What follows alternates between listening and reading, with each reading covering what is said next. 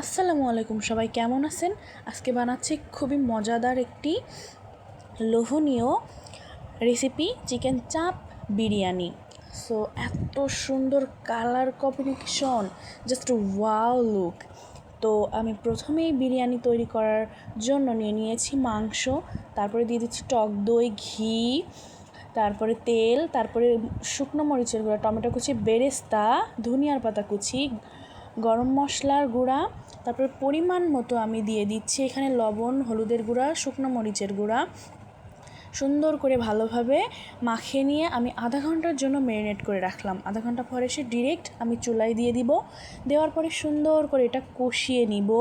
দেখতেই পারছেন কি সুন্দর তেল উঠা ঝোল হয়ে গেছে। তারপরে উপরে আমি রাইস দিব, তারপরে এক্সট্রা গ্রেভি, তারপরে ধনিয়ার পাতা কুচি, বেরেস্তা দিয়ে আমি চাপে রেখে দেব।